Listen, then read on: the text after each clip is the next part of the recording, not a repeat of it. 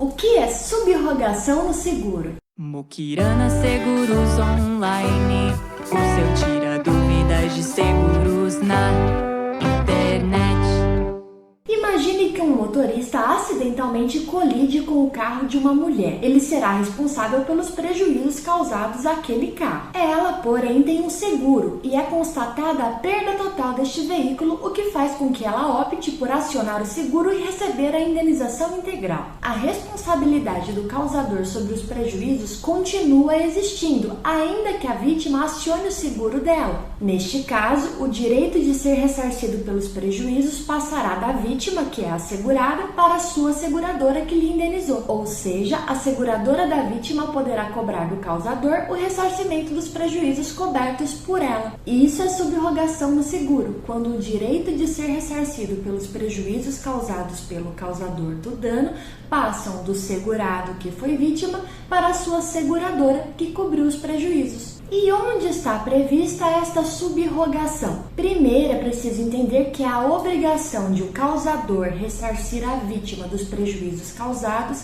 está prevista no Código Civil, artigo 927. Já a subrogação, que transfere o direito de ressarcimento desses prejuízos do segurado para a seguradora, está prevista em cláusula contratual, ou seja, nas condições gerais do seu seguro. As condições gerais são as cláusulas contratuais e são disponibilizadas pela sua seguradora no site dela. Todo seguro de dano, como é o caso, por exemplo, de um seguro de automóvel, vai ter uma cláusula de subrogação. Estou colocando para vocês na tela um exemplo de cláusula contratual de subrogação da seguradora HDI, mas você pode encontrar essa cláusula em outras seguradoras também. Agora que você já sabe o que é e como funciona a subrogação, é importante saber o que o segurado que foi vítima pode ou não pode fazer. Há 3 situações que merecem destaque. Situação número 1. O segurado que foi vítima não pode interferir na subrogação. É muito comum que os consumidores não tenham conhecimento sobre a cláusula de subrogação. Aí eles que são segurados, quando são vítima, por exemplo, de uma colisão de automóvel,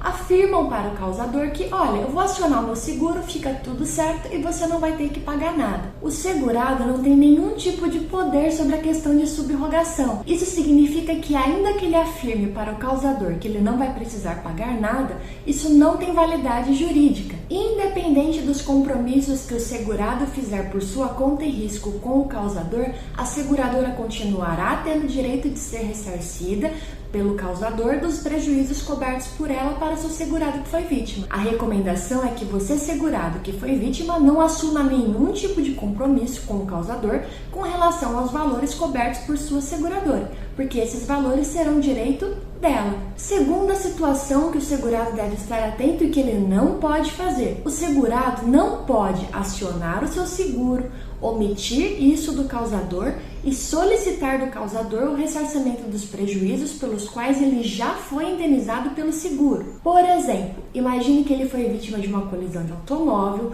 ele recebeu a indenização integral do seguro, omitiu esta informação do causador da colisão e ainda cobrou o causador o ressarcimento dessa indenização integral, alegando que ele precisava ser ressarcido por ter sido vítima. Não pode fazer isso. A seguradora poderá vir a cobrar o causador e, sendo constatado que foi feita essa cobrança indevida pela vítima segurada ao causador, a vítima segurada precisará devolver estes valores ao causador para que ele faça o acerto com a seguradora. Vale frisar que, a depender de como acontecer esse tipo de situação, a vítima, que é segurado, pode responder por fraude. Portanto, não faça esse tipo de coisa para ter lucro por meio do seguro. E a terceira situação diz respeito a algo que você, segurado que foi vítima, pode fazer. Imagine que você é segurado, foi vítima, precisou acionar o seu seguro e houve a cobrança de franquia ou participação obrigatória do segurado nos prejuízos. Nesse tipo de situação, o segurado paga a franquia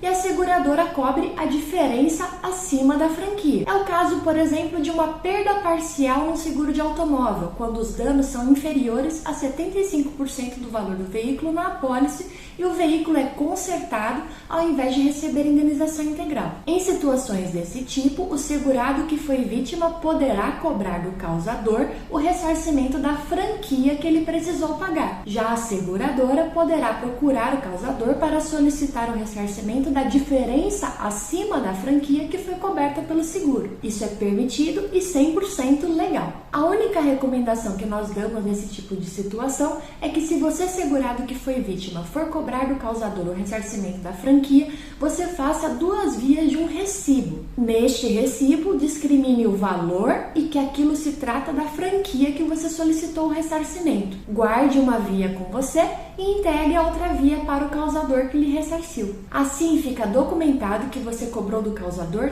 tão somente o que você tinha direito, ou seja, a franquia, e nenhum valor a mais. Agora, como a seguradora costuma cobrar o causador? Não existe um padrão de procedimento, porém o mais comum é o seguinte: a seguradora inicialmente procura este causador por telefone, mensagem, e-mail, carta e propõe um acordo extrajudicial, ou seja, sem envolver a justiça. Se houver acordo, os termos deste acordo serão documentados, será feito o acerto e acaba por aí. Agora, se não houver acordo entre causador e seguradora, pode acontecer de a seguradora buscar uma solução por vias judiciais, ou seja, abrindo um processo judicial. Neste caso, após um tempo, pode acontecer de o causador receber a citação no processo judicial e cabe a ele decidir como responder este processo. Por exemplo, constituindo um advogado e comparecendo às audiências para fazer a sua defesa. Este é o procedimento mais comum no mercado, porém também pode acontecer de a seguradora pular a etapa de negociação extrajudicial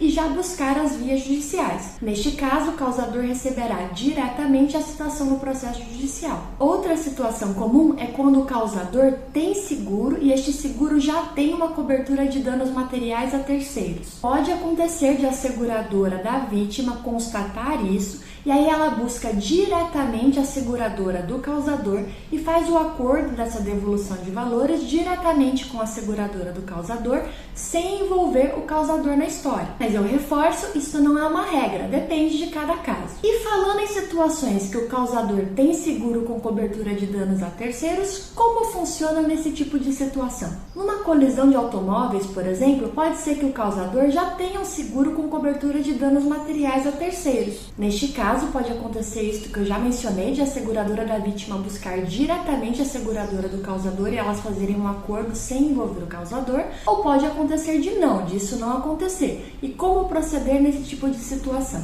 Se o causador dos danos é cobrado pelo segurado, por exemplo, o valor da franquia, e pela seguradora da vítima, o valor coberto por ela, ele poderá acionar a sua cobertura de danos materiais a terceiros para cobrir esses prejuízos que estão sendo solicitados por essas partes. Para isso, é recomendado que ele solicite a ajuda do seu corretor de seguros para fazer a abertura do sinistro, porém ele também pode fazer essa abertura por conta própria. A seguradora do causador irá analisar o sinistro e, estando tudo certo, ela vai cobrir os prejuízos da vítima e da seguradora da vítima até o limite máximo de cobertura contratado. Se os valores dos prejuízos ultrapassarem esse limite, a diferença que ultrapassar o limite deverá ser arcada pelo próprio causador. E afinal, quando existe e não existe essa tal de subrogação? A subrogação sempre vai existir quando o segurado for vítima dos danos e a sua seguradora cobrir os prejuízos decorrentes desses danos. Não vai existir subrogação quando o segurado for o próprio causador do dano, ou seja, a seguradora não pode cobrar de seu próprio segurado o ressarcimento dos valores cobertos por ela, afinal não faria sentido nenhum ter seguro neste caso. E também não existe subrogação quando o causador do dano é cônjuge,